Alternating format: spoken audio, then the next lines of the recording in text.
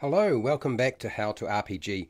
Today it's all about learning to improvise. So I'm going to give you some techniques, give you some advice around this, and then you're going to pick the techniques that you want to try and incorporate yourself. Okay, I'm going to be presenting some new things that I have kind of presented in the past, but I'm going to be doing that first, okay? Rather than doing it last, I'm going to do it first. So the whole process of this live stream, although I rerun this program every 2 months or 2.5 months, I am actually changing it a little bit, so you'll see something slightly different. There will, of course, be some demonstration and a chance for you to participate. As always, this is why I do these as a live stream rather than just as an edited video.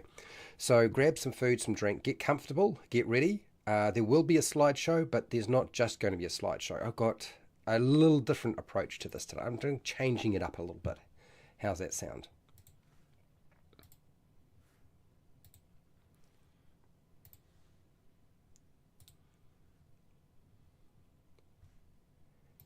Okay. Hi, welcome to How to RPG. My name is Fred Wheeler, and today I want to talk about role-playing games. Now today it's all about Game Master preparation. How can we help you? This is Lesson 6, Learning to Improvise. Now when it comes to learning to improvise, there's a lot of different techniques out there that you can use. I'm going to go over a portion of them. It's not all the techniques that you might come across, but there are a few that I can actually cover for you. And the overview is I'm going to cover improvising methods. I'm going to be including some alternative improvising methods that aren't necessarily listed on this table right here in front of you. We will be covering Rory story cubes, plot twist cards, random charts, plot points, and no game preparation, what to improvise, and some miscellaneous recommendations. But more importantly, we'll be covering some alternative methods that you may or may not have heard of. Okay, I want to say this before we go into this. Every time I do this, my objective is to explain how to use different methods of role-playing. Okay, how to do that role-playing and improvise. How can we do it? Can I explain it? Can I demonstrate it? And so I will, and I want you to be able to practice it as well. But that's not the only thing we need to contend with. Unfortunately, there's more to it than just that. And so for this part of the presentation, you'll be seeing my face. You're probably thinking, okay, so what's the deal? What's the secret to actually improvising in any kind of role-playing game? Dungeons and Dragons, Pathfinder, Star Wars, whatever you're playing. And one of the things that I've found, and I've seen a lot of other people express something very similar, and it sounds like it's obvious, and you have to practice. You have to practice improvising. You have to practice outside of running the game, and you have to practice while you're running the game, because that's the acid test. And there's something very unfortunate about this in that to actually be able to practice, you need to have a lot of situations arise where you have to improvise. Because the more times you have to improvise, the more practice you get. And you want to be under pressure. And so one of the easiest ways to do this, which might sound counterintuitive and terribly scary, and that is you actually have to prepare less. You have to prepare a lot less so that those situations where you have to improvise come up more often so that you get more practice. So to ensure that you do actually get better at improvising, even if you're using specific techniques, which I'm going to cover in a second, there are two things. You need to actually force yourself to stop preparing everything. Stop preparing everything. Leave some things undone. So you have to do less preparation. And then you have to allow yourself to make mistakes so you can improvise during the game. And you need to have people who are willing to allow you to do that. And if you don't have those things, you just won't get there. It's just one of those things. You can't get there unless you get the opportunity to actually do it. If you can't do it, then it doesn't work. Okay, so now that I've covered that bit, I want to cover some alternative improvising techniques and methods and tools. Things that you may have heard of, may not understand why you use them, but I want to do them first before I go through my normal routine. Okay. Now you may have heard of a thing called yes and. This is when the player character performs an action or has an idea and you say, yes, you could do that, or yes, I will include that idea into my adventure. And then you add something else, because it's yes and. You add something additional to the situation, whatever the player character is trying to do. Okay, so that's one way. Now, this is often a view that is portrayed as being the best way to go, but it is simply one tool in your arsenal. There is another thing, which is called yes, but. Now, yes, but is very similar to yes and, but not exactly the same. So this is where you take the player character's action or idea that they've presented during your gameplay, and you have to adjust it. Okay? You have to change it. You have to change it for that situation. Now, why is it? It's because of the but. Usually what it happens is when a player suggests an action or an idea, it's in some way undermining the adventure process. Whatever your experience at the table is, maybe it's going to actually make it too difficult for you as a game master to run the game. Or maybe they're stepping on the toes of another player, going and stealing somebody else's equipment while they're sleeping. Maybe that's just going to build a bad environment in your group. So you say, yes, but. Yes, but basically says, no, you can't go and steal from your player and the other player characters, but you can steal from all my NPCs. That would be yes, but. Okay? It's not the best example, but essentially you're saying, yes, you can do this thing, but under certain circumstances. You have to change and adjust it some way to make it viable, because just doing anything you like in a role-playing game will produce some of the most obscene and unhealthy behaviors in people. So you still need to have some control over that. Not just the dungeon master or game master, but also the other players. And so that's why we used yes, but. There's nothing wrong with yes, but. It has a purpose. There's another thing, which is a little bit more, it's a bit further down the track, and a lot of people don't like this. And this is called no, but. No, but. What is that? No, but is when you say you don't accept a player character's action or idea, and there's going to be a reason for it. But what you do is, instead of saying no, but, you take a small element. The but refers to the small element. Whatever their idea was, there was some part of it that was still useful. You take that small element and you include it into your related adventure or your situation in some way. And why do you need to use this? This is usually to deal with things that will completely undermine the group's integrity. Like often, no but is to save the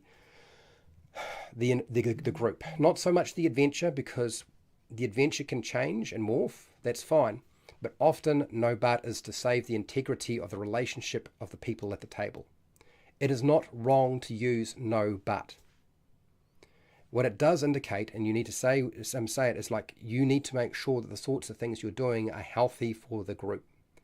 Your character can't just do whatever you think their character would do. Because if that's the sort of thing that the character would do, because often that's the statement you hear from a player and they say, yes, but this is what my character would do. But the problem is, if the character would do this thing and it would undermine the group ultimately, then there's a problem. Because guess what?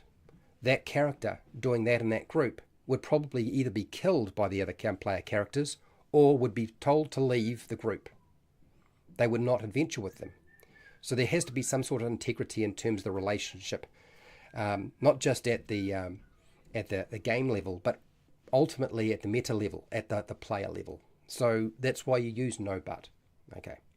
Next, you could also use what are essentially a whole bunch of blank dice. So I've purchased blank dice, 6-sided dice. They're quite large. You want big dice if you can find them, and you grab yourself like a Sharpie pen or a permanent pen of some kind, something like that, and you can write ideas on here. So basically you're generating, or creating, should I say, small random generators. Maybe you need a weather effect. So on one of the dice you're going to write down rain, storm, sunshine, overcast, showers, something like that. So all you do, you want to know what the weather is, you just roll that. If that's what you want, if that's why what you're struggling with.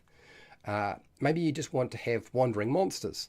So you've got 6 sides. You can write down 6 different monsters: goblin, orc, ogre, something like a kobold, maybe it's skeletons, whatever it is. You decide what those are, write them down, and you just roll it up when you need to have a wandering monster, if you're using wandering monsters in your game at all. But they can be used for a lot of different things. So it's just essentially a physical representation of a random generator rather than using a piece of paper that has a list. That's all it is. It's very simple. I know a lot of people like rolling dice, so this is a method that might appeal to you. Now there's another technique, and I'm probably going to talk a little bit more about this, and that is NPC face cards with an image. Now NPC face cards, you can actually buy these things, but you can also make them. You can, if you've got a printer, you can find many portraits of people's faces, and you can just stick them onto a piece of cardboard, and you make up your own catalog of NPC cards. And it's not an NPC card, it's just a face. The face is doing all the work, and I'll explain a little bit more about that in a second. But you can make your own. You don't have to buy them. You can also use a single piece of blank white paper, and you just write down, for some of you, maybe images don't actually get your brain working, and you need to write down words. And this is where a piece of paper and a pen or a pencil, and you write down all the sorts of words associated with what's going on. It's like a brainstorm. You can do this during gameplay. So as the players are doing stuff, you'll start to realize there are going to be a few things that you need to pick up on. So you just write down on a blank piece of paper what they might be, and then you draw and link together the things that you think you're going to have to pull together at some point. It's useful for after the game, but it's also useful during the game. It's a different form of writing notes, but you might wind up using those notes during that game session. So I know there's a few people out there who are better at looking and coming up with ideas from a word than an image. I'm an image person, so I'm putting that out. Okay, and I will demonstrate this, don't worry. And then there is the 5-minute map. The 5-minute map is kind of an extension of the 5-room dungeon, but it actually doesn't need to be the 5-room dungeon. All it needs to be is you draw a map of 5 to 6 connected areas and you label it. And why would you do that? It's because the players decided to go somewhere you weren't expecting. And how do you do that? You call a small break and you spend those 5 minutes with a piece of paper and a pencil or a pen, and you jot it down as quickly as you can. And I will demonstrate this. I've demonstrated it before. You can do this. You'd be surprised how easy it is to do. And with a little bit of practice, I mean, my advice to you is the more maps you draw, the easier it is for you to do it on the fly. So the more maps you draw, they don't have to be good. You just have to actually draw maps. And how do you draw maps? You draw maps on things you know. That's the easiest way to go about this. So these are a lot of the alternative methods that I've sort of collected myself, either used in the past or I know of other people who have used them. But that's not why you're here. You're here for all the rest. So that's what I'm going to give you now. I'm going to give you all the rest, all the stuff that I was talking about before. This is where we get it. Let's go into that now. Okay, improvising methods. Now there's a bunch of improvising methods that I normally go over, and those are Rory story cubes. I highly recommend Rory story cubes. If you are a visual person, you'll find them immensely useful. Plot twist cards. Now, you may have heard of plot twist cards, you may not have, it doesn't matter. I'm going to explain how they work. You have random charts. Now, you will have heard of random charts for sure. Random generators, random charts can be very useful when you're improvising. Plot points. They're kind of slightly similar to the plot twist cards, but they're an extension. They don't require you to go and buy some expensive cards from the internet or anywhere else. But they also require a lot more skill. Like plot points is much more difficult to handle. And then no preparation, and I'll explain what that is all about. Okay, so that's our improvising methods. So let's get on to the first technique that we need to cover, and that is our Rory's story cubes. Now, I've talked about Rory's story cubes many times in the past, and the reason why I like them is because I'm a visual person. But Rory story cubes, what you do is you're rolling a few of these. You use them to inspire a story idea really quickly. I first saw the Rory story cubes being used by Sly Flourish or Mike Shea, very famous on the internet and YouTube, and he was using them to make a non-player character. He rolled about 3 dice and used those pictures to actually create a character. Much to my surprise, the game itself actually includes, you can create a hero with Rory Story Cubes with about 4 of these dice. So that's actually part of the game. It's a story forming game. There are 6-sided dice in here, and they're all covered with different pictures, okay, that offer lots of ideas. Now the idea being here that every single cube has a different set of images. So with 9 dice, you get a lot of different images. My suggestion to you is try playing the Story Cube game with your family or your friends first. You'd be surprised how useful that can be. That was my first point of call, and I suggest that's what you do. So use the Story Cubes before you start your role-playing game session. Have a practice just playing that Rory Story Cube game. So you roll 9 Story Cubes and you start with Once Upon a Time, and then each person takes it in turn to link one of the cubes into a story. And like Chinese whispers, but not like Chinese whispers, each one of you will add another aspect to the story until finally there are no more dice left, and then you will end the story with the end. So this method requires some practice before applying it to a game session. So my suggestion is, once you've practiced with your family and your friends, just before you run your session, get your players to play this game with you. Get them to play the Rory Story Cube game. And that'll certainly help practice more and more for you, but also get them in the same sort of mindset. Now, because it requires practice, you do need to do this quite a bit. Now, Rory Story Cubes are available physically as a product, but you can also get a phone app that you can download, and it's relatively cheap. I believe there are some knockoff products out there as well. So I practice with my family to improvise my skills. Just improvising and making up a story, sometimes that can be quite difficult, and the more practice you can get, the easier it becomes. The original Rory Story Cube box set, in my opinion, is still the best one, but there are a few different versions, so you don't have to necessarily get the orange one. You could get the green one. There's a couple of others there as well. So that's your Rory Story Cubes, and I will certainly demonstrate the process of using them very shortly.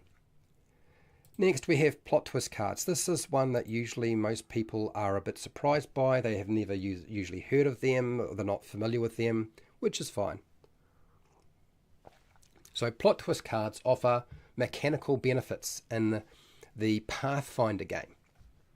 But the great thing about them is they allow you to do more than just apply them to Pathfinder, because they include a narrative suggestion or a series of narrative suggestions. So you don't have to use them with just Pathfinder. You can actually incorporate them into any game you're playing. So plot twist cards, my suggestion is you randomly give out these cards to your players.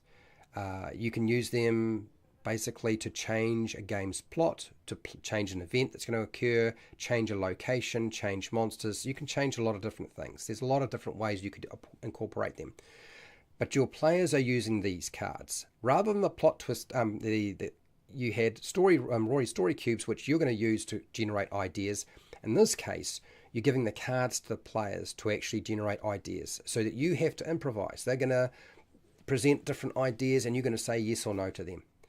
It's not easy to do in any kind of campaign or adventure, and certainly I've seen it come apart with player input. So you do need to be careful about what you allow and what you don't allow.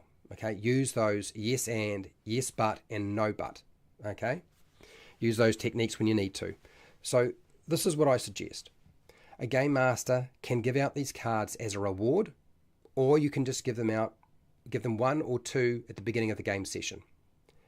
Now, I've found that players like to have more cards over time. They like to bank cards. I wouldn't recommend allowing them to bank cards, and I wouldn't recommend giving out too many cards all at once. I have had players try to stack many cards all at once, and it almost feels like they're playing Magic the Gathering. You don't want that to occur. You want there to be an opportunity for them to have some sort of input, but in a controlled manner. This is really to give you a bit of time to adjust to the idea of improvising. So a game master does not have to accept a player putting down a plot twist card and their suggestion. If you find it's going to be too difficult to do, then take the unused card from the player and let them randomly select a new card, unless they're adamant they would like to retain the existing card. Okay? And they can try using the new card later on during the session.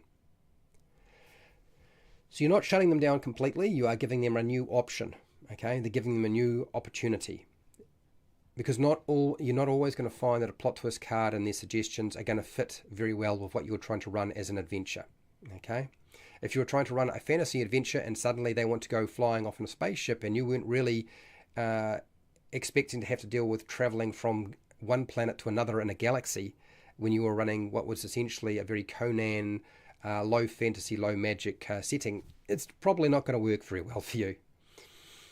I find my players really like this. They will, of course, use them as trump cards to solve problems. You need to explain to your players that the plot twist cards are not trump cards, they're not wild cards, they're not there to be played to solve problems. Play the cards to make the story and the adventure and what's happening more interesting. In other words, use the cards to create more conflict. That's actually much more useful, rather than using it to say, okay, we defeat the monster by playing this card. That's not what we're trying to do here. So that's your plot twist cards. And it gives you a few boundaries because you are using the cards in the first place. Okay. Random charts. Random charts, really good technique is to use a random chart. Random tables. They can generate everything for a game master. There are so many. Online random tables and charts, easy to access. In Donjon, the website, you can create a whole dungeon location in seconds for multiple rule systems. It does not just Dungeons and Dragons 5e or 4e. Like there's a lot of different ones you can build it for. Chartopia is a website that has many tables and random generators that you can use. Plus, you can actually make your own and put them up onto that website. But you do need to be online to use it. It's not. You can't use it offline, unfortunately. The day that happens, I will let you know. There's also D&D Speak, which has a website, and this specializes in tables of 100 different things. It has all sorts of things. So having that bookmarked, maybe even doing some cut and paste into your own document so you can have these tables available in a folder if you need a physical folder, or you need a folder that's on your laptop, up to you. I'd also recommend that you can find many different tables in the Pathfinder Game Mastery Guide. It's got a lot of really useful tools there. The Game Master's Book of Random Encounters has got a lot of stuff around locations, which is useful. The Game Master's Book of Non-Player Characters has got lots and lots of NPCs, okay, that you can use. Even the Dungeon Master Guides. I would say the Advanced Dungeons & Dragons Dungeon Master Guide is probably the best one is the first edition. And then the next one I would say I'd go for something like Dungeons & Dragons 5e and to a certain degree also the 4e Dungeon Master Guide. There are other books out there that are Game Master books that are pretty useful too. But these are just a few that I know of, and I actually own these. Random tables work best when they're well organized and you can access them quickly. So if you're going to have them physically, make sure you put them into a physical folder or a clear file or something like that. Very important to make sure you do that. If you're going to have them digitally, you need to make sure they're all easy to be accessed on whatever document reader you're using. Okay, if you're going to incorporate them to a Word document or you're going to make them into a hyperlinked PDF, it's up to you, but you've got to be able to access them quickly, otherwise you won't use them. And of course that won't be a tool you'll be able to have any kind of access to. If you can't access it, you won't use it. Okay, plot points. What the heck is this? Now, for those of you who have a fairly robust level of experience, you'll probably be familiar, but they did show up in the Dungeon Master Guide for Dungeons & Dragons 5e about 10 years ago, almost. But they have been around a little while, so it's not the first time they've shown up in any kind of document.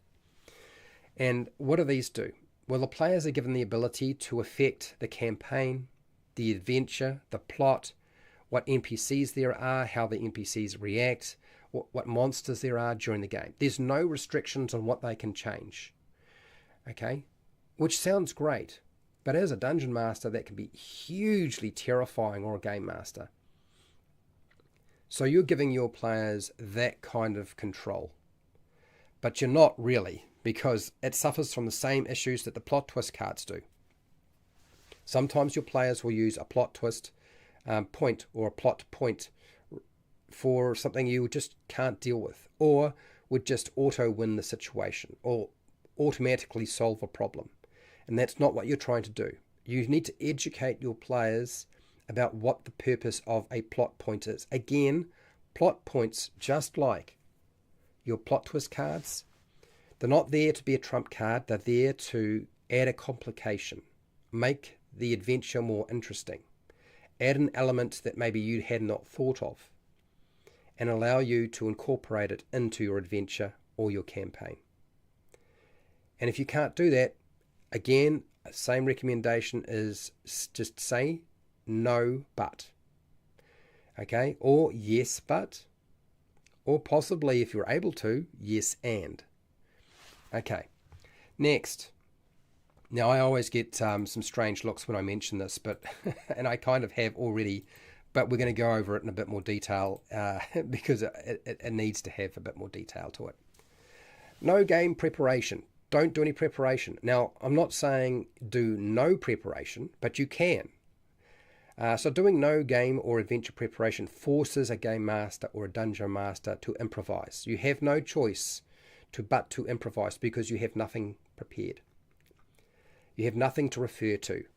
You have only what comes up or pops up in your mind, which can be very terrifying. Okay, I would not recommend this to somebody, particularly if you're a game master who's new or a dungeon master who's new. If you hate feeling stressed and you panic, don't use this method. This will certainly force you to get better at improvising, but it can be very scary and it can be very stressful. And if you don't like those sorts of feelings, then don't do it. This method is often practiced by a game master or dungeon master, frankly, as a result of not having enough time to plan a game session. And instead of not running the game session because they don't want to disappoint their players, they decide they'll still try to run the game session. And they haven't prepared as much as they would normally do, and so they then have to do a lot of improvising. And look, this is very, very common. I know I've heard a lot of people say, well, no Dungeons and Dragons is better than bad Dungeons and Dragons. And I always say poo-poo and a lot of bloody rubbish that is, because it's not true. Okay, if your situation is that you never wind up playing Dungeons and Dragons because you're always afraid that what you're going to wind up running as a game is going to be bad, you'll never know what a good game session is and what a bad game session is. It is absolute nonsense. It frustrates me to you wouldn't know how much it frustrates me. It really makes me angry when I hear people say this. And I know why they say it. It's because they want you to go and sign up to them and pay them money so they can be your dungeon master and game master because they're a professional game master or dungeon master. Puh, whatever. I know why people do this, and they just they're not honest about why they're saying this. So if you never play Dungeons and Dragons because you're always afraid that you'll never be able to have a good experience, you'll never know the difference between a good and bad Dungeons and Dragons or Pathfinder or Star Wars or whatever role-playing game you're playing. Now, the problem with using no game preparation is, depending on your players, it can yield very cruel player feedback. If you have a bad night where things just don't go well and you did no preparation and the game just sort of fell apart in front of you, which can happen, okay, you can get some very horrible feedback from players. And I'll say it right now, players do not put as much effort into a game as a dungeon master. Dungeon masters and game masters have to do a lot more work. And I would say to you, their player feedback is absolutely useless to you. Absolutely useless to you. Now, if you're getting feedback from people who are playing in your game and you're improvising, and they're all people who have been game masters or dungeon masters and they're playing as players, they will be much more constructive in their feedback. So you have to be very careful about player feedback with regard to improvising. Okay, now I'm going to say it right now. my experience of using this method has been mixed. I have had mixed results. The most frustrating thing I've ever heard is when players told me that the session that I did not plan anything for was the best game of Dungeons and Dragons they had ever played. When I heard that, I was like, you've got to be kidding me. You're telling me I didn't even know what I was going to do, and you're telling me this is the best experience you've ever had. That's quite frustrating to hear, but it can happen. And then I've had people who said, after I didn't do any improvising, and said that wasn't very good. But, they just wanted to play the game. So you can get mixed results. Absolutely. All right, so what's the next thing?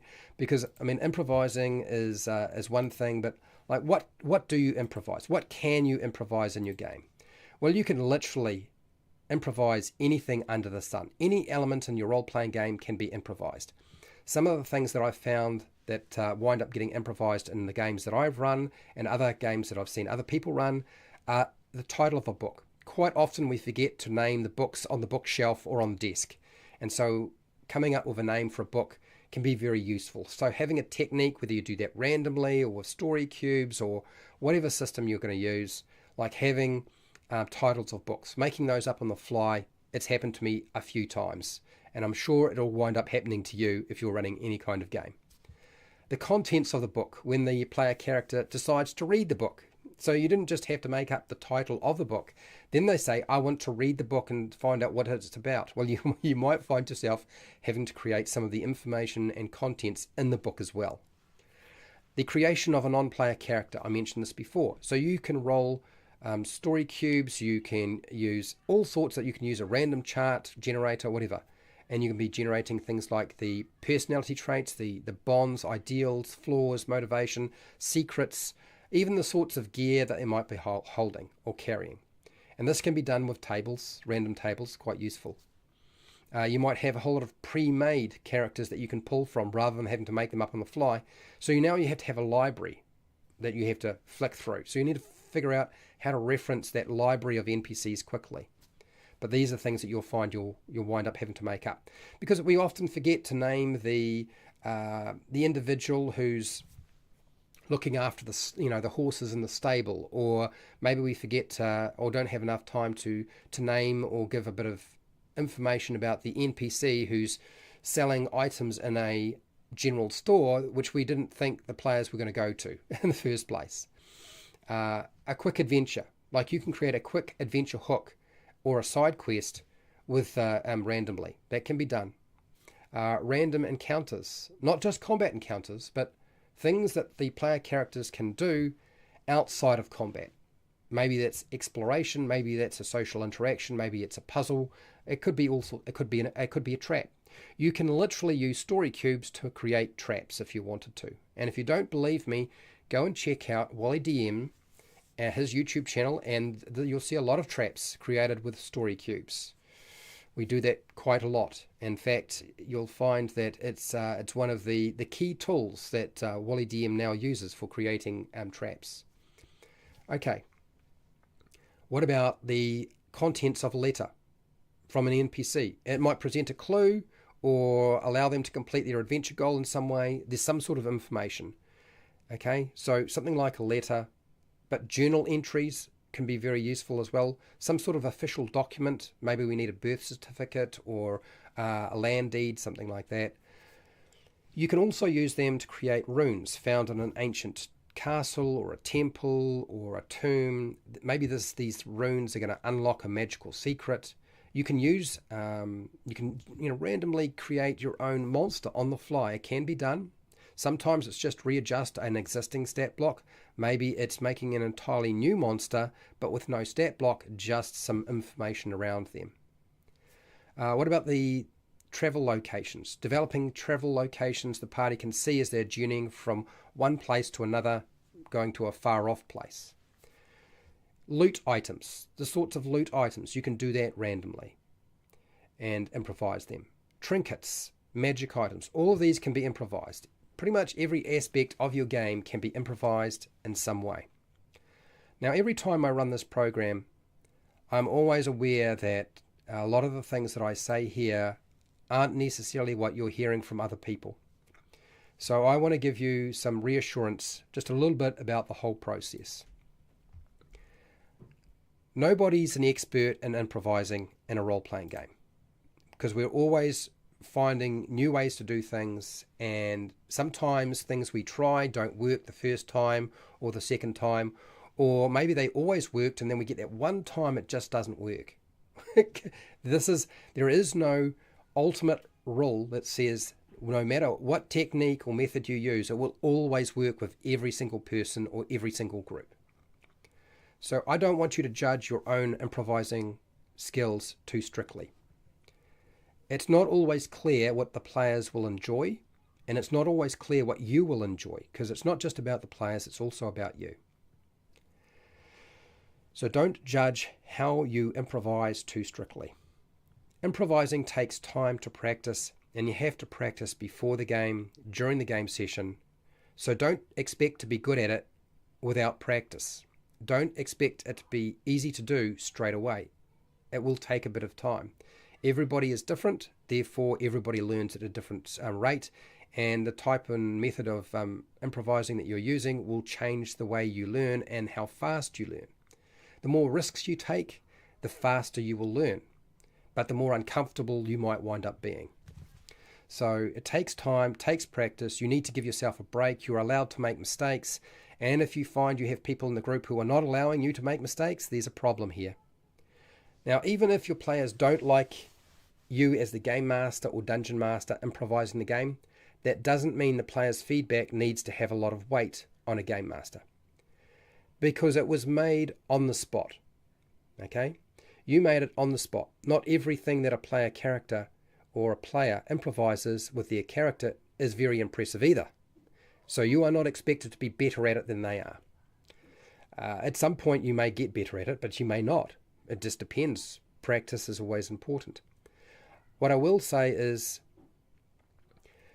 players don't necessarily understand how hard it is to improvise in a role-playing game as a game master, particularly players who have never been a game master. Now, feedback from, as I just said, from a dungeon master or a game master who's playing in your game about what sort of techniques and how you're going about improvising certain aspects of the role-playing game. Some of them will see what you're doing, some of them won't notice it, but quite often you'll find that things that you thought you were hiding from them, they will pick up on. Their feedback can be quite useful, certainly more useful than somebody who has never been a game master or a dungeon master. So listen to what they have to say. And remember, there is always a possibility that somebody will give you bad advice. Okay? Advice that's not always bad for everybody else, but bad for you. Okay? Because everybody has their own style of running a game. And you just got to find yours. Okay. All right. That is everything I have to say. I want to thank my patrons who support me on Patreon so I can run this program every single week. I want to thank you for listening and watching, for those of you who are here, and if you're rewatching. I want you to give yourself a break. It is all right to not be very good at being a game master or a dungeon master. You are allowed to be bad at it. You're allowed to be poor at it. You're allowed to make mistakes. Give yourself a break, and everybody else needs to get off your back as well. Go out there, try it out, learn how to improvise, make lots of mistakes. You'll get there eventually. And hey, till next time, keep rolling those 20s.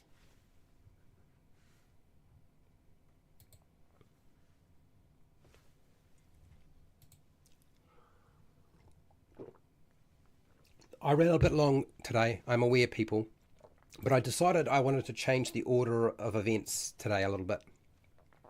So for those of you who are here, I know a lot of you have probably seen a lot of these techniques described and illustrated before. I'm going to do this a little different, I think. I believe that my first point of call is to deal with chat, or chat with you and talk to you in chat. And then we'll go into some of the discussion around, like, how do we use these things. So, hello, Shiner81. How are you doing? Thank you for being here. Hello, Derp. How's it going, Derp? I like to use Midjourney to make NPC art. Yes, artificial intelligence is quite useful for, if you're not publishing and printing and so forth, and you don't have to worry about the controversy, and it's just for you and your own home group. I think, artificial intelligence artwork, even, Chat GPT might save you a bit of time as well. So there's certainly some aspects to that. And you can make quite a big catalogue with mid-journey artwork for you, in terms of your NPCs. Particularly if you've got a bit of control over what you're going to be, instead of looking for an image to fit what you want, you can kind of, to a certain degree, create the image, even if it has an extra eye or more fingers or another arm sticking out where it shouldn't be sticking out. So Derp is a patron. Thank you for being here. The Cax Max, how are you going? Add to the plot rather than change it. So, again, there is a couple of different ways you can create an adventure. And there is the plot-driven adventure, where you have a very strong plot, where you're dealing with events that go from one thing to another. And then you have location-based. Now, location-based adventures still have a plot, but it's usually a very basic plot. It's very simple. It usually consists of one goal. There are no subplots existing usually. And yeah, it allows for maximum flexibility in terms of exploration for the players, whereas, plot-driven. But, it really depends on the sort of adventures you want to run for your group. So, yeah, add to the plot rather than change it.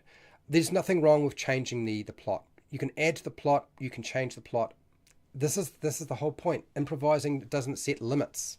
There are no limits, really. When you improvise, you're trying to try as many different things and see how it goes. I'm listening while I'm grocery shopping. Hello, Overboard. Overboard is a patron, a moderator, and thank you for being here, buddy. Not a lot of chat today. No, there isn't. So what I'm going to do is I'm going to demonstrate. I'm going to move a few things out of the way, and I'm going to demonstrate, because I think that's probably more useful than me talking about different methods, because we got so many videos out there that talk about how to do this and how to do that. Let's just do it, right? I said, let's just do it. Let's just do it. So I'm going to move a lot of my little bits and pieces that I got stashed here out of the way. And I'm going to use, is it hard enough, that surface? Oh, it should be hard enough. I think so. I'm going to use a piece of paper. So one of the techniques that I was talking about before, we're going to go wind right back here, was, I believe, we're going to do the 5-minute map. Now, I've done this before on a live stream. I'm going to do it again, because why not? There's always a good time to do it, and now is the time. Now is the time. Okay, let's get this out of the way so you can see I've got a piece of paper in front of me. It is blank. Ta-da! I need a 5-minute map. Why do I need a 5-minute map? Because I wanted my players to go and find a really important piece of information or a clue at a mansion. And what did my players do? They decided they didn't want to go there. They literally told me, no, we're going to go somewhere else. Now, where do they decide to go? So imagine you have a murder mystery, and your players are, hopefully as a game master, you're guiding them along, and they do that one thing that you were dreading they would do. And they say, okay, and you say, so are you going to go to the mansion? And they say, no, we're not going to go to the mansion. So where do they go? I'll do this right now. Where do they go instead of the mansion? Hashtag. Where do the players' characters go? All right, people, tell me a place that the player characters decide to go. Right now, you put it in, and then I'll start the timer, and I will draw it up and have it done within about 5 minutes. So while I wait for you in chat to do this, hopefully there's somebody who will actually do this. I'm hoping that Shiner81 or Derp, if Overboard can't, maybe even Cax Max will give us something in there. If you're new here and you're worried about presenting an idea, a location, I'm looking for a location. Haunted Forest, bingo. Let's do that. Let's do the first one. Okay, starting the timer. Let's say the top of the hour is not coming through just yet. Clever grocery store. I like that. I'm waiting for the top of the hour to move, but that's kind of cheating. So we'll just go haunted forest. It is, yep, it's 47 past right now. Haunted forest. So they say to do that and that's fine. We can do the haunted forest. I need about 5 locations, and I say, okay, we're going to take a quick break, go use the toilet, go get some munchies. I just need to unwind for a bit, and I'm going to come up with some things. So I'm going to put a clearing, my first location. I'm going to put a tree here. I'm doing this in pencil right now, but I will draw it all in. I need some various things to come off here with a forest. We have some forest pathways maybe coming off here that link up to this.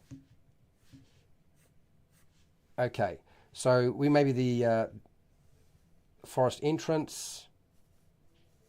We can do that.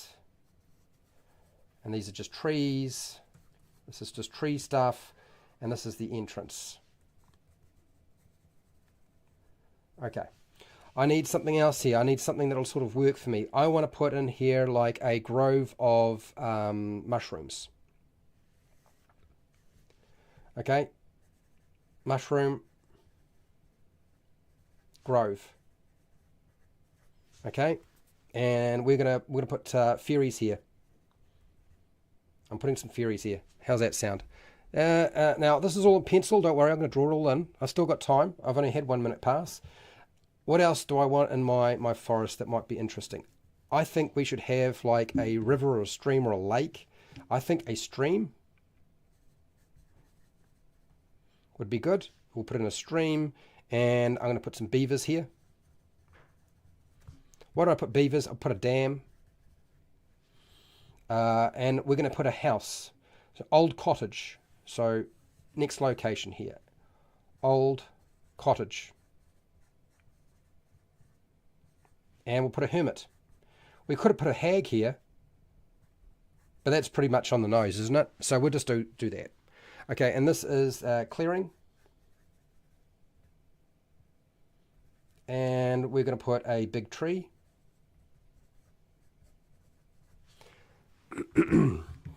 How's it going, Wes?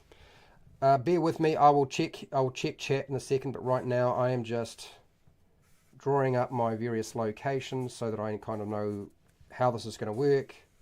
So if they decide to explore, this is how it's going to look. You see my structure is very, very basic. Okay, it is just linking the different locations in some way, and I'm using a central location for the whole thing. Okay, and so we've got to put here entrance. I'm going to put some cobwebs, spiders. Right, haunted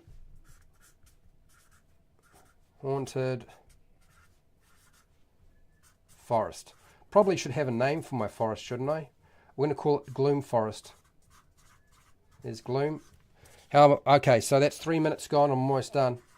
I've only got 2 more minutes to get this done, and then of course they're going to be back from using the toilet, grabbing their drinks and their food. Hermit.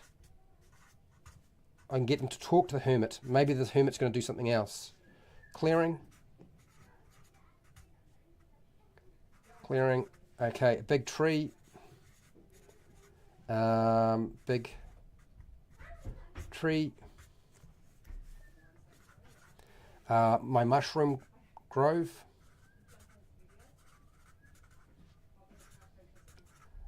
I want to use fairies because now I can possibly polymorph them into little rabbits and cause all sorts of weird trickster problems for them. I want a stream. I want beavers.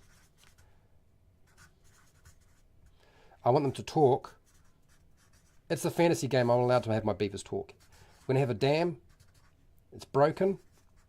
I want them to hopefully fix the broken dam. You can see we're almost there. I've got 1 more minute left. So I could start drawing in other things here. But I mean, really, it's just about, okay, what is going to be useful for me? I want the big tree to be rotten. And I want there to be some sort of insect infestation. Okay. I've got a hermit here, and they've lost their mind.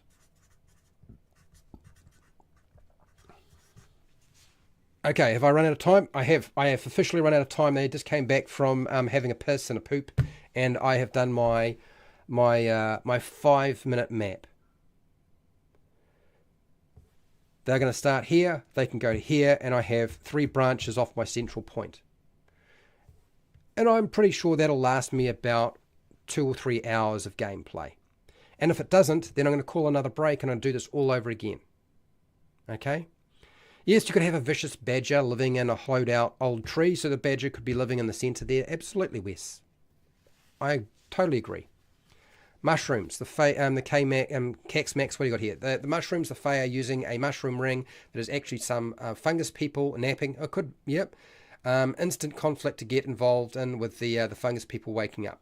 Yeah, if you want to have a battle between fungus people or mushroom people and player characters, or maybe there's a battle going on between fungus or mushroom people and our fairies.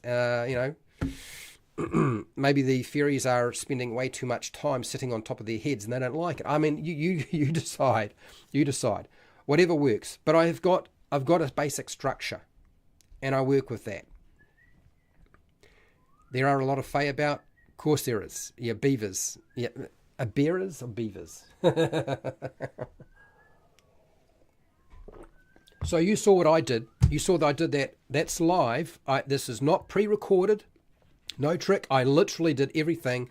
And I can tell you now that it's not like me and Shiner81 sat down before I started the live stream and said, okay, well, Shiner, can you just say haunted forest? And I'll just draw haunted forest and I'll have an idea already planned. No, I didn't do that.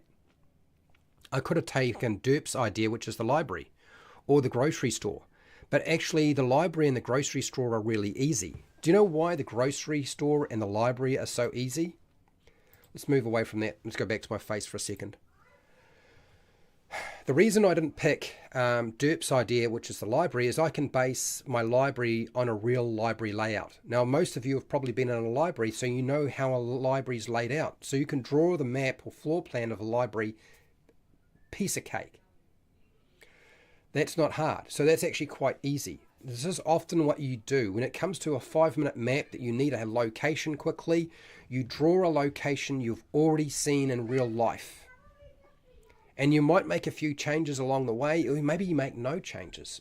Maybe you wind up using the library in your hometown or city that you go to every day, or you've been to, every day when you were studying at university or going to school or whatever it was. I don't know.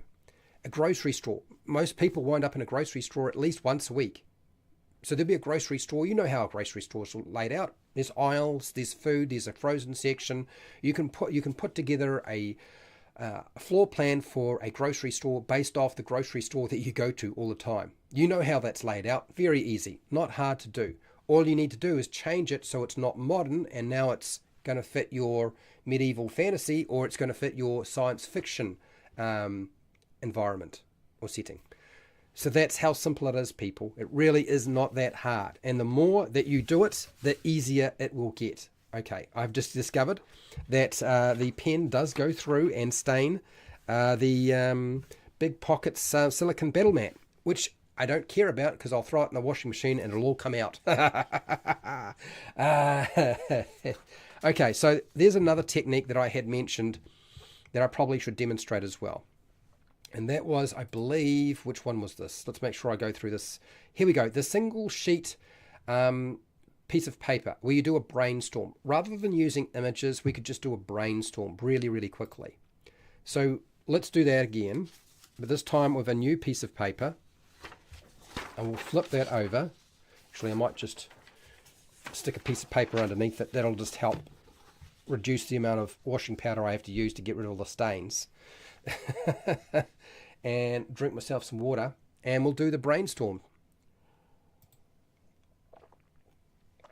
Okay, to make this a bit more authentic, so that you know that I'm actually having to work a bit harder than just make stuff up and then write it down on a piece of paper, I'm going to give you a prompt in chat here.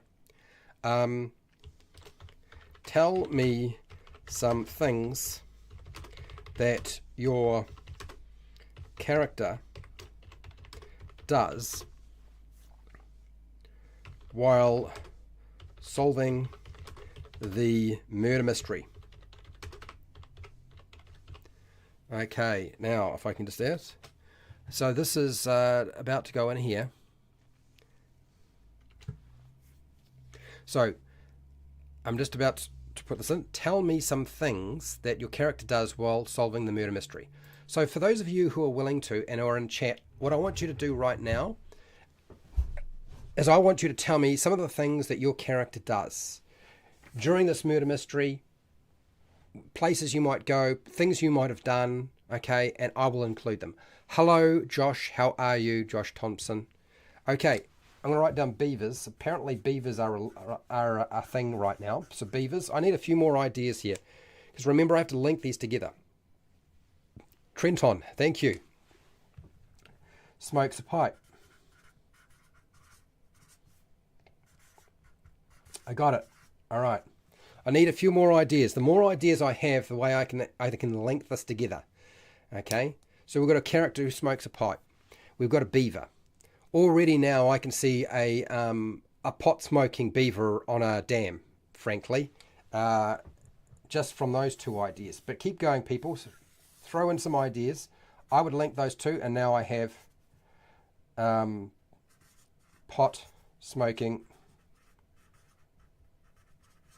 beaver. Why would I do that?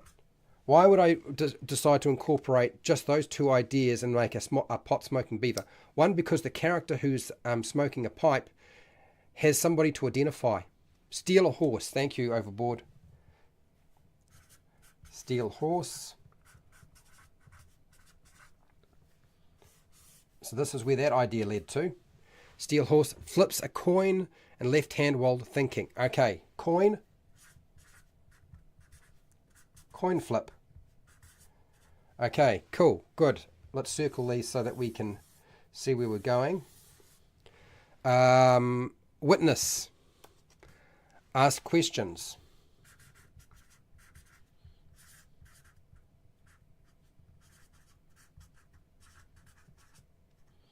Okay. Well, we're dealing with a murder mystery, so asking questions seems like a very good idea. So let's go with the witness. Write down witness. What can we do with the witness? Okay. Well, let's take the fact that we've got steals a horse, flips a coin, and we've got a witness. So asking questions, that's obviously linked. What else we do with this? These are things that the player characters have done. So we need something that will actually allow us to get somewhere with this. I would say, what else? What do you got here, Cax Max? My warlock talk to everyone. So every NPC has to have a primary, secondary, and incorrect answers to account for the die role-playing results. They can be entirely trivial, of course.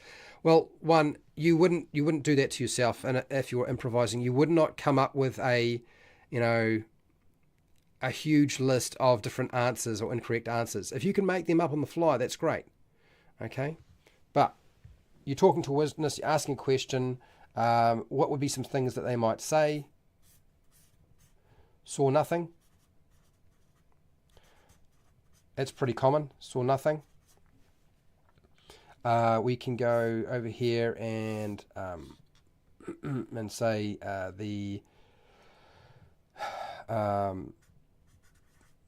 there was horse noises. Some of the responses they might have. Tie it back to a lot of the stuff that your player characters are doing. It may not be related, it might be related, but it doesn't matter. When you're dealing with witnesses who are giving answers, you can come up with all sorts of different things that they might have come across. Another really common one would be bribe. They want a bribe. You've got coins, you keep flipping that coin, they want some money. Okay? I can't remember, absolutely. So these things you can connect together. And as you are actually running your session, what I want you to do is I want you to write down 1 or 2 words that represent the things that your players are doing or are trying to do, and then start to see if you can connect some of them together. Okay. The fact that the beaver and the pipe smoking by one of the characters changes and affects how I present my beaver is obviously odd and probably based off me being a little bit naughty, but it's your home game, so you don't need to worry about those sorts of things. Bending over to all my pants. Pants torn. Okay. So, but you get the idea. Like, you connect those things, you write them down as you go. You're not writing like full sentences, you're just writing words, and then you link things together. It's that easy. It's very, very simple. Okay. Next, I'm going to grab some water. Is it top of the hour? It is.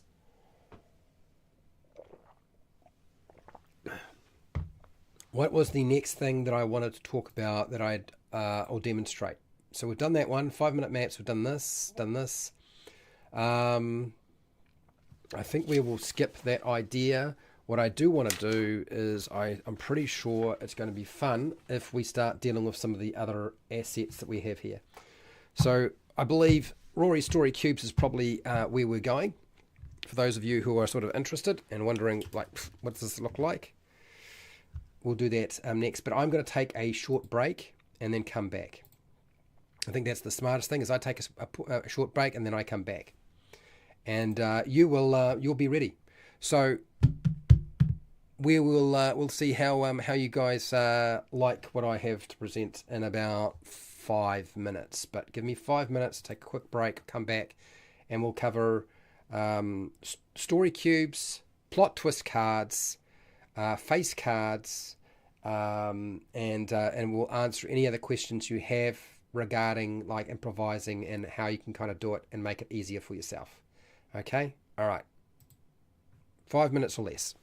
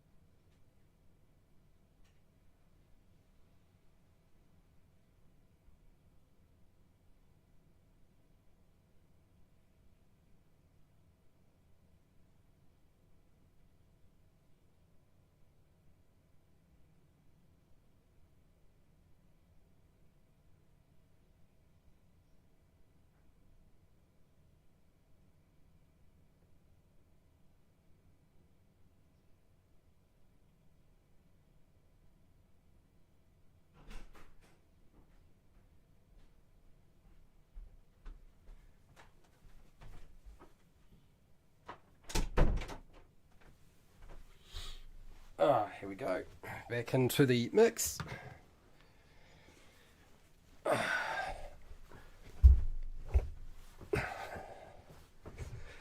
Let's see what we've got here. A bit of water, and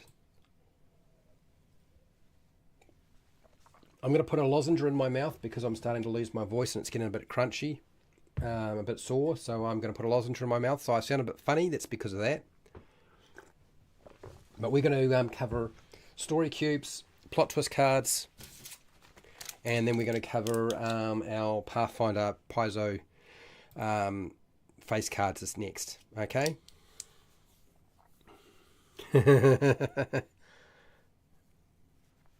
Time for the stream to end? No, it's not time for the stream to end. It is time for Fred to continue on. Okay. All right. Right. So lozenge first, and then I'm ready to go. Much better. Okay, here we go.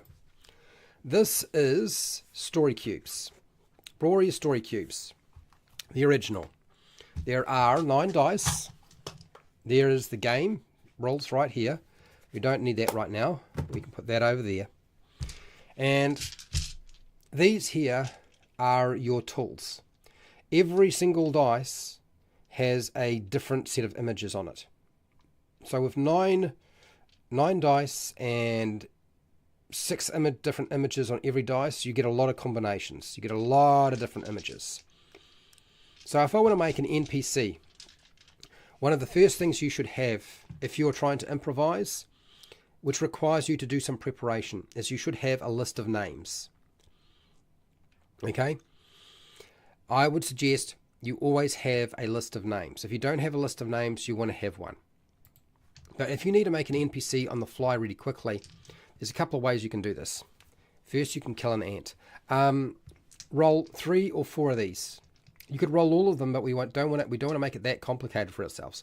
So I'll roll 4 of these, and we'll aim for, say, a personality trait, a motivation, and maybe something else. Okay, a couple other things, maybe an ideal bond, something like that. So let's roll these, and very quickly, I've got a question mark, I've got a shadow, I've got an apple, and I've got a castle. Okay, so the first thing that I'm going to do is I'm going to decide, this NPC, say it's a merchant. It's a merchant that sells apples. All right, and his name, we're going to call him Trent. And he is trying to get to the castle to sell his crop of apples. So there's his motivation. This is his occupation. His personality, he doesn't like the dark. He doesn't like shadows. Okay, he's a scaredy cat. I'm using this. This is his personality. Okay, I'm taking the question mark. He is unsure how to get to the castle. This is one of his flaws. You can see right now I have essentially built an NPC. A merchant who's selling apples. He's a bit of a scaredy cat. Doesn't like travelling at night. Doesn't like shadows. And unsure how to get to where they're trying to get to, but is trying to get to the castle to sell their crops. Very simple. Nothing to it. And all I did was use a selection of images of these dice. That's it. Nothing to it. You can do this. If I can do this, you can do this. All it takes is a little bit of practice. Does it have to be perfect? Does it have to fall within, the norms of human behavior? No. It just needs to be a character. That's good enough. Right, next. You're thinking, okay, so Fred, from those dice I can make something up like an NPC. But what else can I make? Well, didn't you say something about a book title? I'm sure a lot of you have come across book titles. Oh, sod it. I forgot to put a name on those books. I need to have a book title. So let's go with a book title. Now you can roll all the dice or just a few of them. I'm going to suggest let's just roll 3. Let's keep it down to a real small number and just roll 3.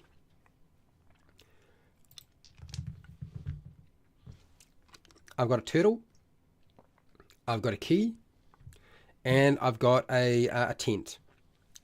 So now I need to come up with a name for my book. The key to turtle habitats or homes. Based off those images, the key, the lock, turtle, habitat or homes, I'm using the tent. Now they're not exactly related, but I've used them as a jumping point. And you can kind of believe that the title, it sounds like the title of that book sounds like a title you might find on a book. Okay? It certainly sounds like a book that maybe David Attenborough would be selling. But there's your book title. And you just do this. You roll 3 or 4 of them and you make up something from those dice. It's very simple. Whatever you make up, you don't even have to use all the dice. You might have the question mark as a mystery. The mysteries of flowers. Get rid of those. That's it. There's my book title. Done. Now the contents of a book is much more difficult, and I won't demonstrate it in a live stream because I have always found that although it can be done, it's hard to do well, but it can be done. But instead, let's have another look at what you might do. So I see in chat somebody's mentioned a puzzle. Puzzle of the undead shadow of an apple grower who was killed by an ancestor of the lord of the nearby castle. Okay, so one of the things I want to advise you, don't use story cubes to create puzzles. Puzzles are much too difficult to do to improvise. The key to camping with giant turtles. Exactly, there you go. Fred Hubbard managed to take up those dice and figure out how to connect them. The key to camping with giant turtles. Absolutely. Don't create puzzles with story cubes. Okay? If you are really smart and you can do it, great. But the likes of Wally DM, who struggles to make really good puzzles that work, it takes a lot of time. I don't recommend making puzzles that way. What you can make this way, though, is you can create traps. And I mentioned this before. If you need to have a trap somewhere that's a little bit unusual and how it works, you can use story cubes. Now, we used to play this game on Wally DM's channel all the time. We would roll all 9 dice, and the requirement is that you have to use 3 of the images, at least 3 images, to create your trap. So we'll do that right now. Okay, so I've got a whole lot of dice all over the place. So we've got an eyeball. I've got a mask. What is that? That's a sleeping person. That's a lock. That is a frowning face. That is a shadow. That is a flower. That is a smiley face. There is a wand. Okay, so I have my images.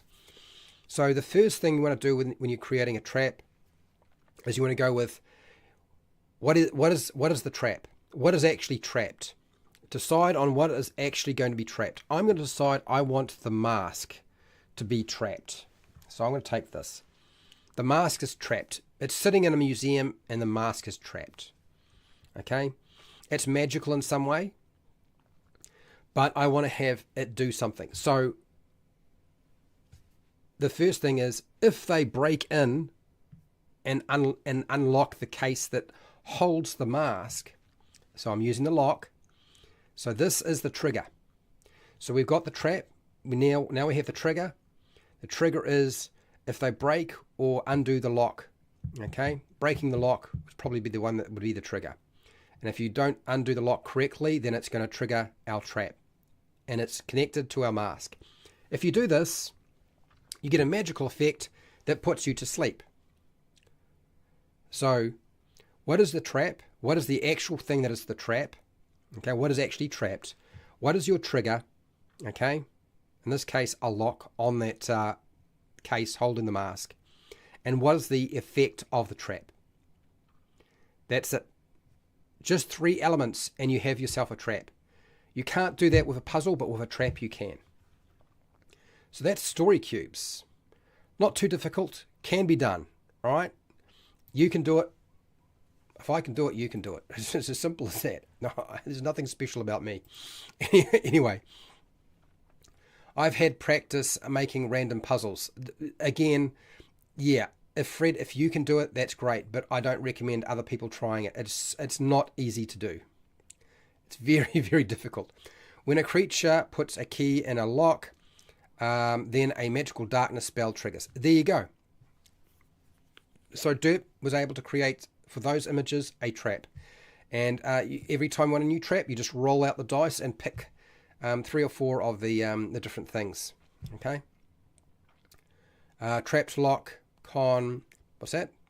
As holding a mask, releases shadow if triggered. There you go. So 2 people have been able to figure out how to make a trap from those. Let's look at a different thing. Now you can do this with different products. You don't necessarily have to use Rory story cubes. I know there are some knockoffs out there, you know. Yes, you could have a lock on a chest that holds the mask. Absolutely. Next, I've got a couple of different types of Rory story cubes here, but I'm not going to bother showing them to you. Instead, let's go over to, actually I'm going to do plot twist cards last. I always find myself spending more time on plot twist cards than anything else, so I'm going to leave that last, and I'm going to go over the Pathfinder cards. Now, the reason why I like the Pathfinder cards is because, like, they're handy. They're just really, really handy. So here they are. You know that problem where the players decide to talk to everybody in town, and somehow they like, oh, can I go to the observatory and talk to whoever's at the observatory about, you know, the star signs? You know, is there something related to what's going on in the stars or the sky that's connected to this murder mystery, say? And you're like, and you're thinking, one, I didn't create an observatory. I don't have that location. I don't have that NPC. So you can kind of get past and say, okay, yes, you go to the observatory. But then now you need to have a character. Well, how do I do that? Well, first off, these cards, if you organize them, can solve a lot of your problems. My first thing is I don't want to use the monster deck. I could use this deck. If I'm in a frozen location, I might be able to use this deck here. I'll take this deck away. I'm going to grab this deck instead. I just need an NPC that fulfills that role. That's it. I need somebody who kind of looks like it makes sense they would be at an observatory that can answer questions about the stars. Now, he looks like he might do that. Maybe not that one. I don't think either of those. And we just flick through and we find something that looks appropriate. Maybe. No. And we keep going till we find something that's sort of appropriate. And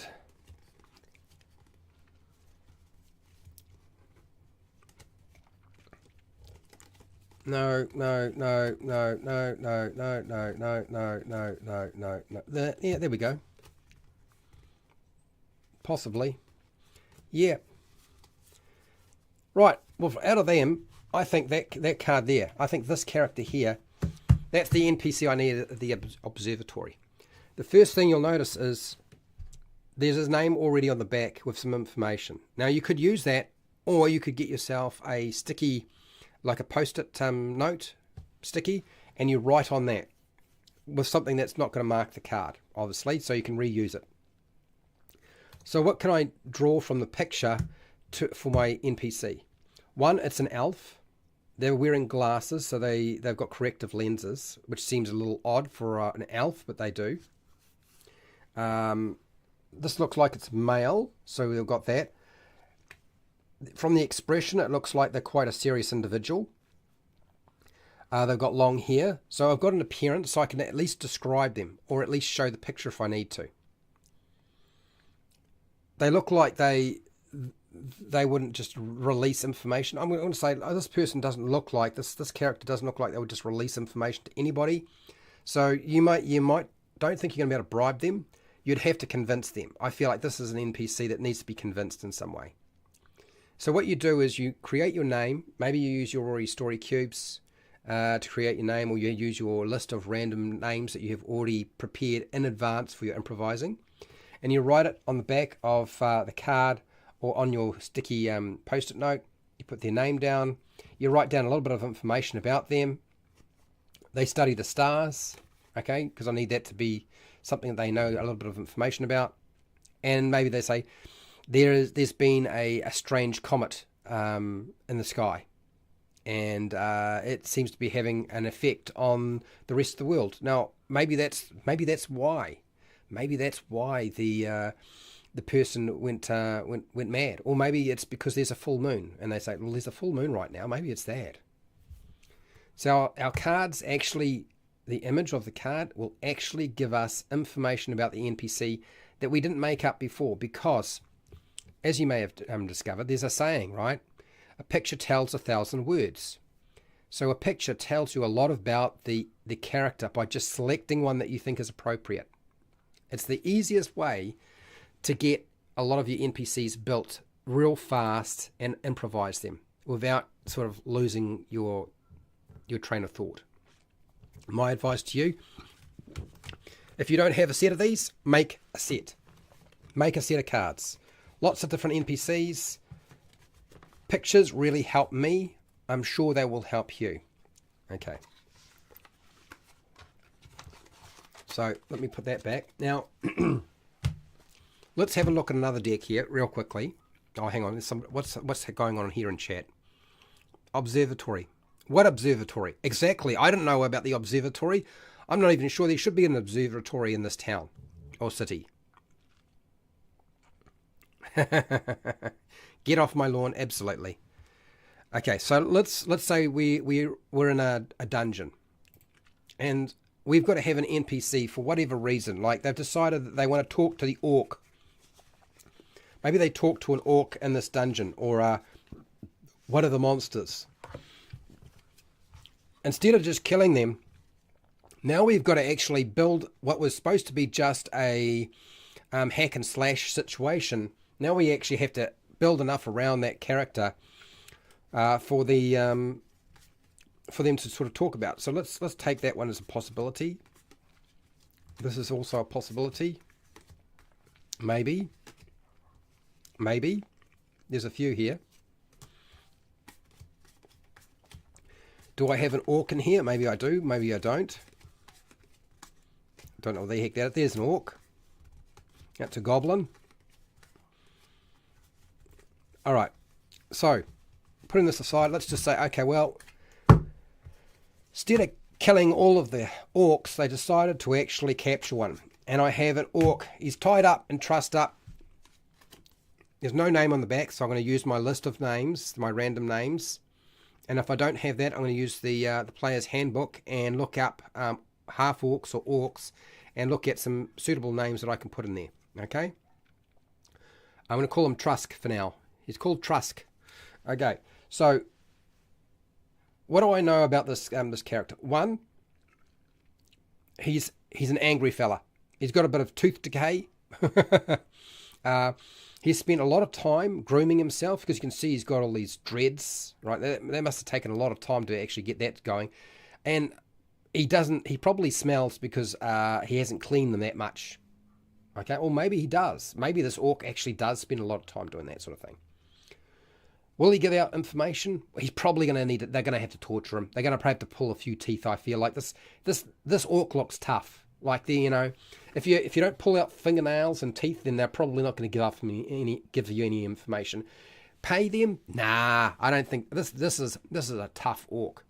Now, I'm getting all of this from just the image that you see in front of me. Okay? Fred decides it's going to be called Gorlock. This is what I say about images really do help you create an NPC, even when you're stuck. So there are different techniques that you can use.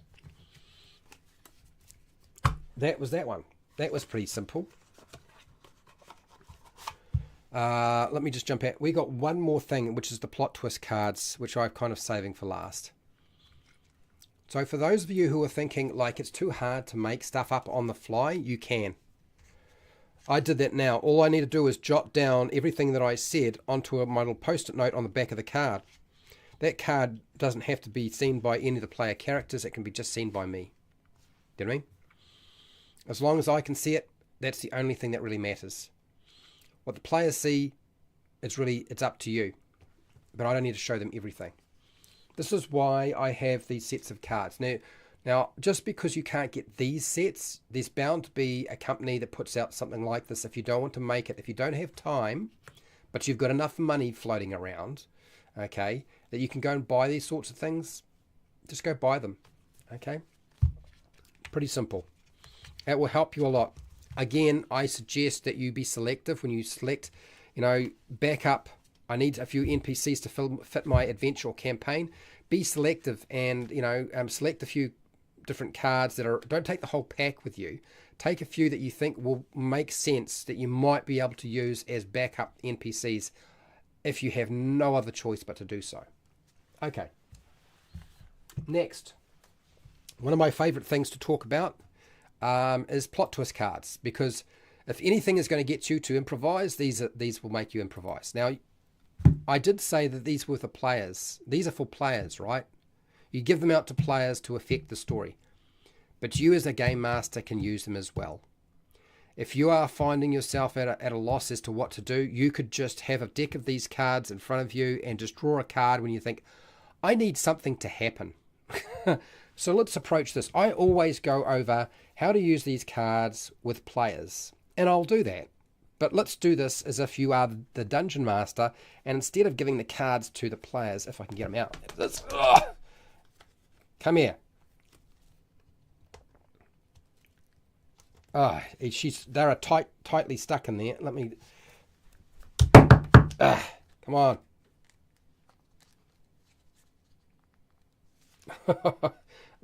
Are they fused? Oh, hopefully they're not stuck in there. Okay, there we go. It started to move. Finally. All right, plot twist. Plot twist cards. Here we go. So there's a couple of cards in here that you don't need to worry about, so get rid of them. Get those out of the way. Okay, so here's my deck of cards. I'm going to give it a shuffle. And I'm running my adventure, and you can tell the players are bored. And you want to add something to spice it up, and you're just not too sure how to do that. And you're like, okay, all right. So they're in the streets and they got lost and they don't know where to go, and I need something to happen. Does it need to be related to the campaign or main adventure? Well, that would be nice, but it doesn't necessarily have to be related to that, does it? Okay. Put your deck of cards down as a stack, flip one over, in the streets, and fork in the road. Is fork in the road going to work for me? Well, they could go anywhere. There's streets everywhere. Probably not. Not as it seems. Now, there are suggestions on here. On these cards, you'll see there are suggestions. The not as it's seen is the theme of the card. And the section in black is for Pathfinder, the role-playing game. So ignore this section, the black section. That doesn't relate. But we have a couple of suggestions here. Things are not as they appear to be. An empty street conceals assassins. Now that's useful. They're in the streets, and it just said, I could throw some assassins at them. If they fight the assassins, even if they kill the assassins, they might have information on them. There might be a note that they can find, or a letter that continues to lead them on the path to find the killer. Because who sent out assassins? Probably the killer in this case, right? Or a hostage is really a lure into a trap. So maybe they see somebody while they're in the streets getting captured in a coach and dragged off. Well, I can add that into my adventure. A gift makes you the target of a murderer. So maybe while they're in the streets, somebody delivers them a package. Somebody's been watching them, and they deliver a package, and maybe that package is a bomb. Maybe that package is just an invite to get them to go somewhere else.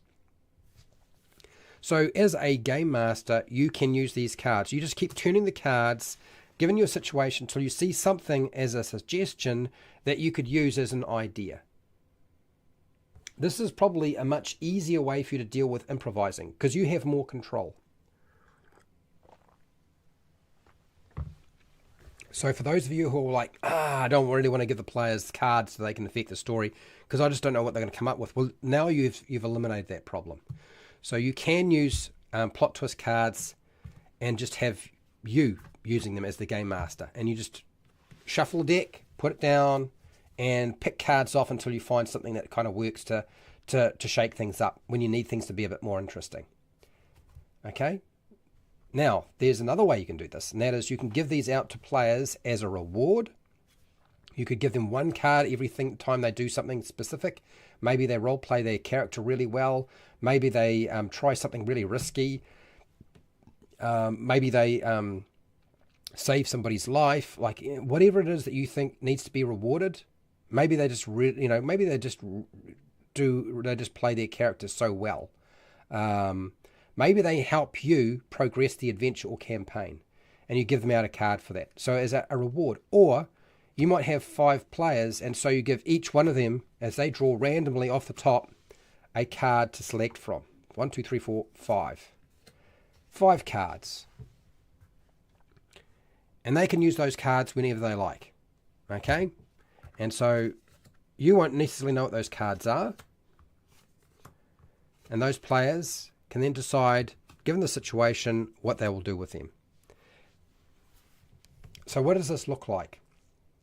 Let's go back to our situation where they're in the streets. They're in the streets, we don't know what they're going to do, and one of the players decides they want to play one of these cards. Okay. And somebody decides they're going to use From the Shadows. Okay. They forget about the black section, but From the Shadows, there are a couple of suggestions here. A deadly hunter stalks you in the night. We've also got here, deadly missiles fly from the darkness. A ray of light reveals what was hidden. And dealings yield answerable boons. So maybe they decide, the player says, I would like, while we're traveling at night in the streets, trying to track down this murderer and find out what's going on, I want there to be an arrow or a bolt fly from the darkness at us. Okay? And try to hit one of us. It's a poison dart or a poison arrow or bolt. And once that bolt is released, the deadly hunter, that's tracking us down, they run off into the night. And they're using 2 of these elements on this card. Now you might say, well, I mean, geez, that seems like, is that a bit rough for somebody? Will you roll randomly to see who is going to actually wind up having to deal with the bolt being fired at them? You roll against their armor class. Okay, you make up a number and you just roll your 20-sided dice in your way. These cards aren't being played right now, just this one. And then you now have a chase scene. Instead of them just wandering around in the darkness with no clue what to do next, they now have a lead, because now they can run and track down the hunter that fired the bolt at them and tried to assassinate one of them, or kill one of them, or whatever. You conclude that. That's pretty easy. Okay? It's as simple as that. If you don't like the idea, then get them to draw a new card, put it in the scrap bin, and get them to draw a new card that they can use later on. Okay? Unless, of course, they want to keep the original card, which they might want to do. Okay? So you look, there are many ways of doing this. And I've talked about this before. I'm going to lay out these cards so you can see a lot of these right now. And I'm going to have to drink some water as well. But yes, let's do that. A raven is following the party, fluttering into a roof where you can see the PCs every time the party moves. Exactly. So we have plot twist. This is a very popular plot twist because it gives you the ability to put a twist in your adventure, and players like this. Some of the suggestions here are: the road ends somewhere unexpected, your enemy shares your goals, an opponent appears to avenge your foe, a monster is more than what it seems. So maybe you start off with a skeleton, but that skeleton then, one of the skeletons are defeated, they then reform into a new mega skeleton that looks like a giant with multiple arms and legs. Quick wits. So quick wits might be, You assimilate a situation quickly. You overcome your fear of a situation. A witness appears in the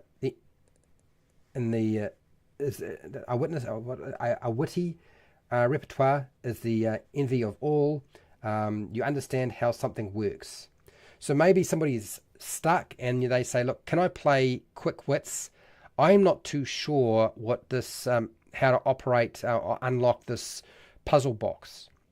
Can I make an intelligence check, or would I know a little bit more about this? Am I able to use this card in this way?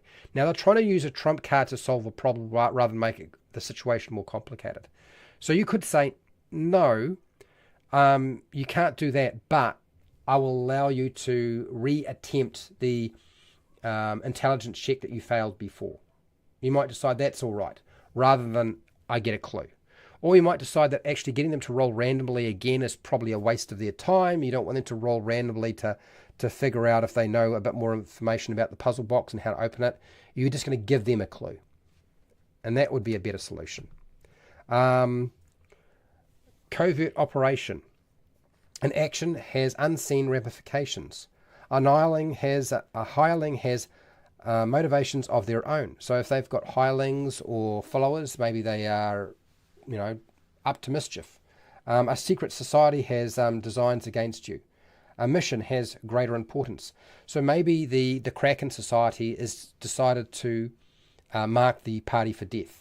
And the player says, I want the Kraken Society to be tracking us down because they're sick and tired of us interfering. So they could do something like that. Not black and not white. I'm going to lose my voice and probably going to have to stop. I can see this is going to be a bit of a struggle for me to keep going. But I'll do my best, people. I'll do my best. Not black and not white. A foe helps you save one of your allies. A benevolent leader orders an evil act. Saving an ally means sacrificing many. You must oppose a righteous group. So, maybe there is a respected governor in town and the player decides, I want that respected governor to actually put in force an evil law that requires that everybody be in their houses by 6 o'clock, and there's a huge fine. You don't just get carted off to prison. There's a huge fine and prison. And they're doing this to control people's movement at night. And maybe the players want that to happen. Broken. An item you trust is damaged. A bridge that looked safe falls apart. A strong-willed person breaks down. A valuable relic is destroyed. So maybe they're coming up to a bridge and somebody says, well, broken. I want whatever you've done with the bridge, game master, dungeon master, I want the bridge to be broken in some way so that it's dangerous for us to travel across. So instead of it being a new bridge, it's now a ruined bridge. Now players can do that. Make it more complicated, make it a little bit more interesting. Now they have to navigate across that bridge. Lucky day. Lucky day is something benefits you greatly. A will from a long-lost relative appears. You find a potion lying in the streets. You randomly guess a lock's combination. So maybe they decide they want to use this as a trump card, and they say, look, I couldn't pick the lock, or I can't pick locks because I don't have that skill, or I don't have any lock picks. But can I just randomly guess the right combination? Now you might say yes or no to this. Lucky day. Is it going to be a big issue? You decide. Or you might decide, like, actually it would be more interesting if I would like it if the party had access to like a castle, and I would like it there to be a will that's been left by a long lost relative, okay, who's perished, and that in that will it's left the ruins of an old castle that we can go and now renovate and do up and make our sort of home base. That might be something the players want, and so now they can do that with this card. Okay, real simple. All right, bad news. Now, bad news, look, if there's anything, I found that bad news by my players has been used to burn down buildings constantly. It's really up to you. I think the tavern has burned down a few times when my players have used this. So there's lots of different ways you can do this. Bad news, it might be a message, it might be an ally. An ally might face some sort of peril or death. You might have to deal with a favourite refuge being destroyed. Maybe their home base is destroyed. I don't think players are often going to do something like that, but you might find it happens. And something important is stolen. Again, if they say, look, I would like to have an important item in my backpack stolen, you're probably going to say yes. If you say, I want an important item stolen from the party, you might say no. You might say, no, but, with a situation like that. Or you might say, no, draw a new card and start again. But the picture I've always found, they usually they just use it for burning down a building. Greed. So they might try to increase the treasure that is found in a location. Or they might have one of the NPCs be greedy. This card has been used for this in many different ways. A shopkeeper marks up an item. So they might find that when they go into a store, when the player's like, I want the storekeeper to increase the price of everything by 2 gold coins. Everything is more expensive here than anywhere else. Or a gem shines at the bottom of a pit. So they're like, there's a pit they have to get to. Well, you say, yeah, that's fine. You can have it. There's a gem that you can see at the bottom of the pit, but the bottom of the pit is 100 feet down. And the bottom, the water is acidic. And there's a gelatinous cube that lives down there somewhere as well. So you can certainly say, yes, there is, but there's some complications. What you're doing here is you're going, yes, but. You're saying, yes, you can have this, but this is how I'm going to adjust it. And it goes on and on and on. Look, I won't go through every single card, but I can assure you that one of the first tools that sort of really helped me get where I needed to be and get rid of the butterflies and the fear of improvising is most certainly plot twist cards. Plot twist cards really, like, it's always nice to be able to allow your players to affect the story when you run out of ideas and you can't come up with anything that's really good. Sometimes they come up with really good ideas, and then being able to adjust it a little bit always helps. They give you a little bit and you adjust it. That's what those cards are for. You just don't take it as when they play the card, you have to agree to it. It's not the purpose of the cards at all. And the same thing applies to your plot points when you're not using cards, because you don't have to have cards to do this. Okay? It just depends on how much input you want from your players. In any case, I'm going to end this poll and see where we're at. Does improvising in a role-playing game scare you? Yes, 17%. So for those of you out of the 18 votes, 17% you are scared? Okay. No is 78% said no. Okay. Well, that means there's a lot of people here who have done a lot of improvising and they've got used to it. Not sure, 6%. Okay, let's end that poll. Now, I will roll back round and do this again. If people feel like there's a better way for me to present how to learn to improvise, you will let me know. I haven't seen anybody do it like this on the internet or YouTube yet. Usually it's just an article with a few sort of suggestions and people just talk and they don't really demonstrate. And so I've tried to make this program explain but also demonstrate. And yeah. And a few people in chat have been able to sort of jump in and practice along with me to help demonstrate the fact that it's not as hard as you might think. There's maybe a little bit of stress to start off with. Okay, right. So I'm going to be back tomorrow to talk about monster lore. I will be talking about the Argent Serpent, or the Argent Serpents. There aren't that many of them, but they are bad news. And they are from Esper's Emporium of Esoterica. It is a 5e monster made by a third-party publisher, which is Esper the Bard. And yes, the Argent Serpent should be a lot of fun. I'm looking forward to it. I think I've got it pretty much nailed down so I can communicate it in a fairly efficient manner. And we can certainly look at the mathematics behind the monster, but it is, if you're playing Dungeons & Dragons 5e, it is designed for Dungeons & Dragons 5e. But you could also use the monster in any role-playing game. You could use the lore behind the monster. I think what he's done with it is very, very clever. I have just tried to clean it up and tidy it up so I can communicate it in a language that I can deal with. Because Esper's a lot more flowery in terms of his language use, and I'm very, very simple. So I had to bring it down a little bit so that I can actually communicate it to everybody. So that's what's happening tomorrow. In any case, I hope that this was useful to people, and if it was, fantastic. Fantastic. I want to say a big, huge thank you to all of my patrons who support me every week so I can keep running this program. I really do appreciate you because it's getting harder and harder, so patrons are more and more important. This program is available on Patreon. You will find all of the Game Master preparation material is there. The first draft, they will get updated over time. So for those of you who are wanting to get access to what I've got there, it's in those notes. Some of the newer stuff is not there yet, but it will be eventually. Okay, if you need to have notes to work by, that's fine. It does exist. I want to thank those of you who took part in the poll. I want to thank everybody in the chat. I want to thank Shiner81, F Hubber, thank you very much, Derp, Trenton, and the Cack Smacks. I believe we had somebody else. Was it Joshua? Joshua's here as well.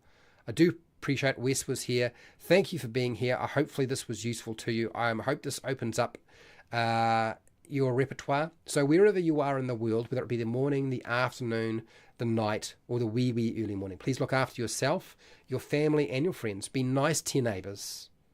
And hey, till next time, keep rolling those 20s.